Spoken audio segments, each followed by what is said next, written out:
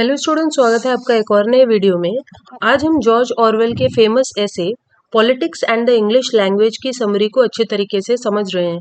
इस ऐसे में जॉर्ज ऑरवेल ने हमें बताया है कि कैसे उनके ज़माने में इंग्लिश का ठीक ढंग से इस्तेमाल नहीं किया जा रहा था पॉलिटिक्स के कारण, और जो पॉलिटिशियंस होते थे वो भी अंग्रेज़ी का सही तरीके से प्रयोग नहीं कर रहे थे, और लोगों को बेवकूफ़ बनाने के लिए वो लोग इंग्लिश का गलत तरीके से इस्तेमाल कैसे करते थे, इसके बारे में जॉर्ज ऑरवेल ने हमें इस ऐसे में बताया है।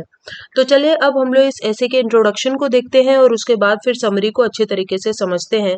तो ये जो ऐसे था वो 1946 में पब्लिश हुआ था, और जैसा मैंने आपको बताया इस ऐसे में जॉर्ज ऑरवेल अपने टाइम की अगली और इनएक्यूरेट इंग्लिश को क्रिटिसाइज कर रहे हैं, यानी उनके टाइम पे इंग्लिश को बहुत ही गलत तरीके से इनएक्यूरेटली लिखा जा रहा था और अगली यानी बहुत ही बुरी तरीके से लिखा जा रहा था।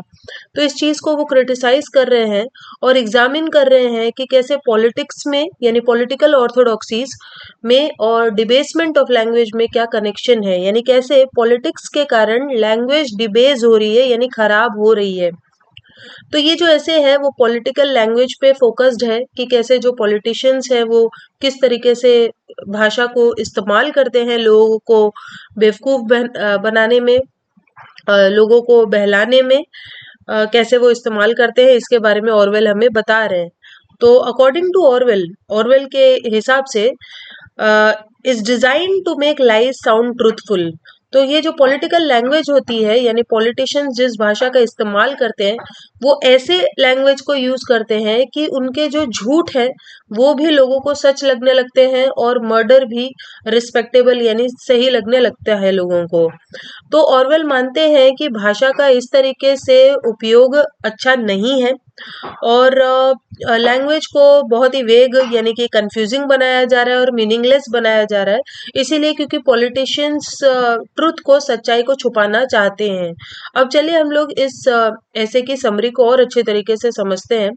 तो ऑरवेल इस ऐसे की शुरुआत करते हैं ये आर्ग्यू करते हुए कि कैसे इंग्लिश भाषा जो है वो सफ़र कर रही है, उसके साथ बहुत बुरा हो रहा है due to poor economic and political climate, क्योंकि उनके ज़माने का जो क्लाइमेट है यानी कि माहौल चल रहा है वो बहुत ही बुरा हो चुका है। पॉलिटिकल माहौल, इकोनॉमिक माहौल, समाज जो है वो बहुत खराब हो चुका है पॉलिटिक्स के कारण। तो वो कहते हैं कि उनके ज़माने में क्या-क्या राइटिंग ट्रेंड्स चल रहे हैं और इन राइटिंग ट्रेंड्स को तुरंत लोगों को छोड़ना होगा। तो वो बताते हैं हमें कि क्या-क्या चीज़ें उनके ज़माने में चल रही हैं, जैसे यूजिंग क्लिच मेटाफर्स। तो क्लिच यानी बार-बार रिपीटेडली एक ही लाइन को या एक ही तरह के वर्ड्स को, मेटाफर्स को इस्तेमाल करना, ये हमें बंद करना होगा। Using fluff words that increase word count without adding clarity.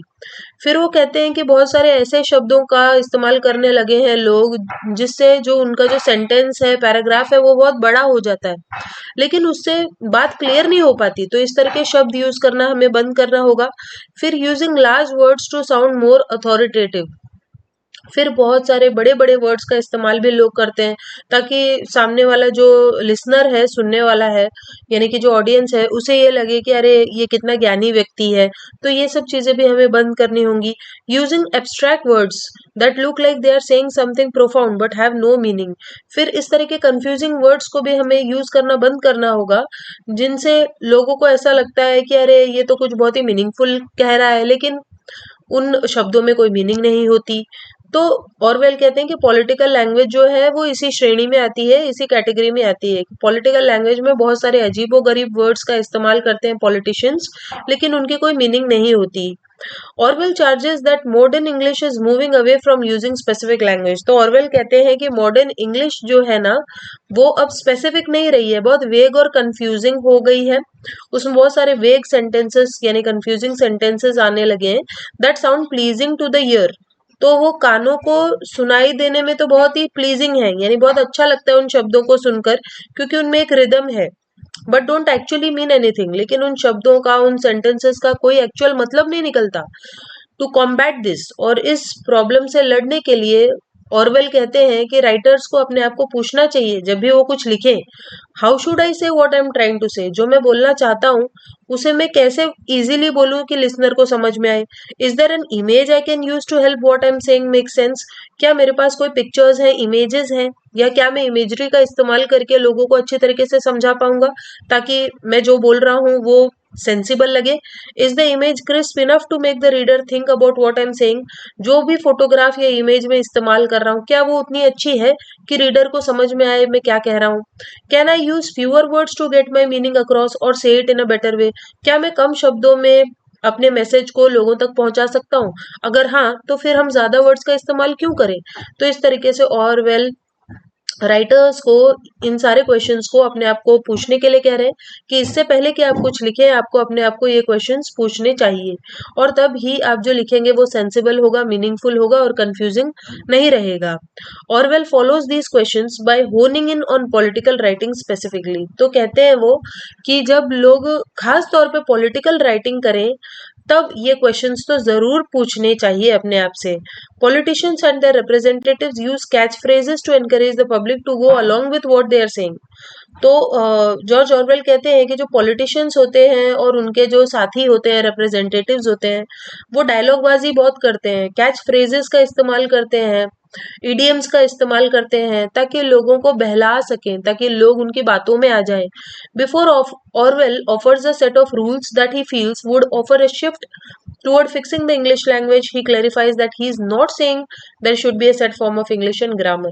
तो अब ऑरवेल जो है कुछ रूल्स हमें बताने लगते हैं कि वो क्या रूल्स हैं जिससे हम इंग्लिश लैंग्वेज को सुधार सकते हैं। तो वो कहते हैं कि ये कोई सेट रूल्स नहीं है कि भाई ये आपको मानने ही मानने हैं, लेकिन ये रूल्स अगर हम मानेंगे तो डेफिनेटली हमारे राइटिंग में बदलाव आएगा, फर्क आएगा। तो वो कहते हैं कि इन रूल्स के जरिए हमें क्लियर और कंसाइज राइटिंग कर पाएंगे, यानी शॉर्ट में बहुत क्लियरली हम लोगों को अपना मैसेज समझा पाएंगे। तो अब ये रूल्स क्या है, क्या बता रहे हैं वो, तो सबसे पहले वो कहते हैं don't use the same figure of speech everyone else does, ऐसे figures of speech, simile, metaphor वगैरह जो सभी लोग इस्तेमाल करते हैं उनका हमें इस्तेमाल नहीं करना चाहिए। फिर चूज सिंपल लैंग्वेज, हमें आसान भाषा का इस्तेमाल करना है। Eliminate extra words in a sentence, sentence में अगर कहीं पे एक्स्ट्रा वर्ड्स है तो उन्हें हमें कम करना है ताकि हम शॉर्ट कर पाए उसे। Use an active voice when ever possible, जहां पे भी पॉसिबल हो वहां एक्टिव वॉइस यूज करें, पैसिव वॉइस में ना लिखे ताकि रीडर को क्लियरली समझ में आए कि हम क्या बोल रहे हैं। Choose words most people understand when technical language isn't necessary, तो जहाँ टेक्निकल लैंग्वेज नहीं आनी चाहिए वहां आप टेक्निकल लैंग्वेज इस्तेमाल ना करें, ऐसे शब्दों का इस्तेमाल करें जिन्हें लोग आसानी से समझ लेते हैं। तो जब हम इस तरह से करेंगे तभी हमारी जो राइटिंग है वो प्रॉपर हो पाएगी, मीनिंगफुल बन पाएगी लोगों के लिए, और लोग ये समझ पाएंगे कि हम क्या कहना चाहते हैं, हमारा क्या मैसेज है। और इस तरीके से यहाँ पर ये जो ऐसे है वो खत्म हो जाता है। आई होप आपको समझ में आया होगा। सो चलिए हम मिलते हैं नेक्स्ट वीडियो में, तब तक के लिए बाय।